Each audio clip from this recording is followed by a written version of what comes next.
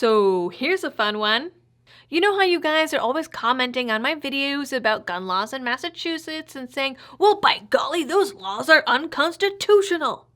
Well, the First Circuit Court of Appeals just ruled that they're not. Yep. How did this happen, you might ask? Well, you see, under Massachusetts state law, you need a license to own, buy, or carry a gun. Massachusetts is also one of only 8 may-issue states according to USA Carry. Our unconstitutional brethren include, surprise, California, Connecticut, Delaware, Hawaii, Maryland, New Jersey, and New York.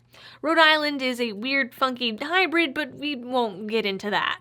May-issue states generally say that, even if a person meets all requirements to get a license, they can still be denied under the discretion of the licensing body.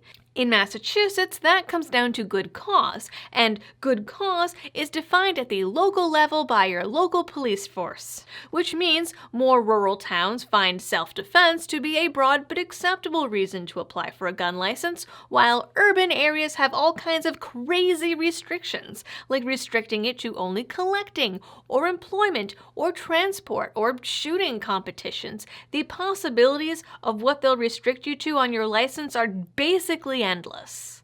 Then you have super special places, like Boston and Brookline, that require an applicant to provide proof that their life is in danger and that the only way to mitigate that threat and maintain their safety is to carry a gun. So the standard of proof is pretty much impossible, and anything less than imminent danger is considered insufficient need. It's so ridiculous that the regional gun forums came up with a color-coding system to determine which cities and towns have which restrictions. If you scroll through this list, you'll find that Boston and Brookline are labeled as impossible or restricted. According to Mass Live, about 60% of the licenses in Boston are issued with restrictions, as are about 35% of the licenses in Brookline, which brings us to the case of Gould v. Morgan. The case was originally filed back in February of 2016 by Com2A, one of the local gun advocacy groups. According to the lawsuit, of the 41,000 licenses issued in Massachusetts in 2015, almost 92% of them were issued without restrictions. But the same year, 14 cities and towns, including Boston and Brookline, issued restricted licenses more than half of the time. So this isn't just the police chiefs using discretion. This is a pattern of specifically issuing restricted licenses despite the fact that restricted and unrestricted licensing requirements are exactly the same. And because these to license or not to license patterns vary so much by city and town, it puts people into a position where they're being punished and not allowed to defend themselves just because they happen to live in Boston, rather than, say, almost any town about 30 minutes south in Plymouth County. The lawsuit was filed on behalf of 6 individual plaintiffs on the grounds that the City of Boston and Town of Brookline violated their Second Amendment right to bear arms and their 14th Amendment right to equal protection. These 6 plaintiffs include an honorably discharged Army vet, a restaurant worker that has to carry large amounts of cash for work, a robbery victim, a professional photographer who uses and carries expensive equipment, and a Boston resident who's going to college in Missouri and wanted to take advantage of the fact that Missouri will recognize a Massachusetts license. All were told they didn't have a valid reason for wanting an unrestricted license. The 6th plaintiff has the craziest story. This guy is a doctor who already had an unrestricted license issued by the Massachusetts State Police.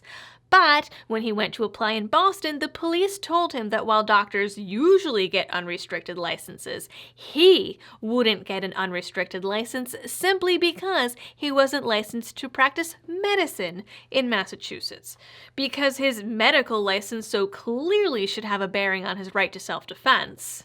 So he moved back out of Boston, but the town or city that you apply in owns your license until it expires, and Boston police refused to prematurely expire his license to allow him to apply in a different town, even though he doesn't even live there anymore.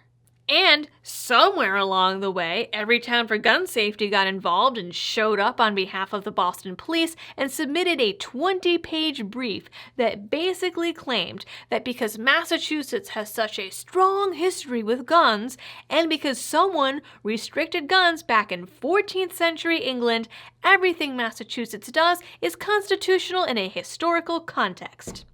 Seriously.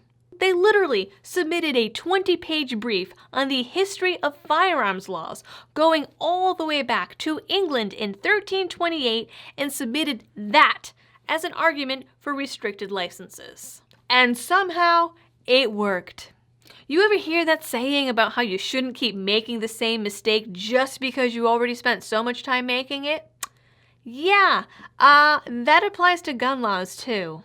So this case went back and forth in the courts like a ping pong ball for about 2 years until last week when a 3-judge panel with the First Circuit unanimously decided that Boston and Brookline's infringement on Second Amendment rights is completely constitutional because these cities have a substantial relationship to important governmental interests in promoting public safety and crime prevention. The decision and its supporters argued that none of the plaintiffs have a need to protect themselves that distinguish them from the general population, because that's the requirement. And if you think about it, that not only denies these people the right to self-defense, but also means that regular, everyday people also don't have a right to protect themselves because only the super special chosen ones get to. #blessed. The panel argued that, because the police are still approving licenses, although restricted, people are still being allowed to exercise their Second Amendment rights. And actually, while we're on the topic of police, the judge's decision recognized that when seconds count, the police could be minutes away.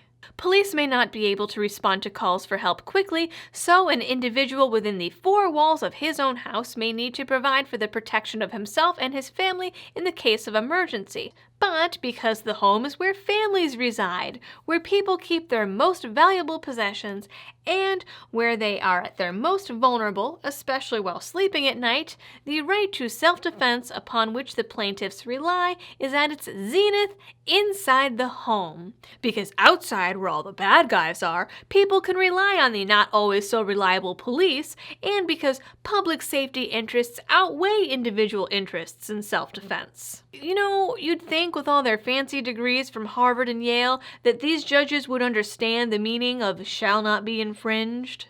Nationally, the average police response time is about 10 minutes. According to Boston's 2011 quarterly performance report, even Priority 1 calls have a response time of about 8 minutes, which, isn't terrible, but a lot can happen in 8 minutes. So basically, if you want to feel safe and carry your gun, the First Circuit solution is just for you to never go outside. Ever again. That will definitely fix the problem. ComToA is planning to appeal the decision all the way up to the Supreme Court, but that doesn't mean much with the court's recent track record of refusing to hear pretty much anything to do with the Second Amendment.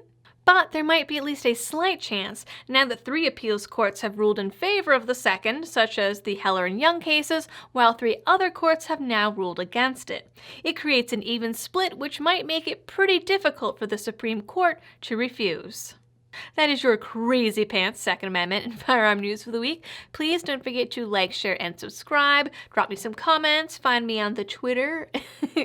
And if you like what I do and want to help support my channel in other ways, you can do so over at Patreon or through a one-time donation through PayPal or Bitcoin. As always, thanks for watching. Stay safe and happy shooting.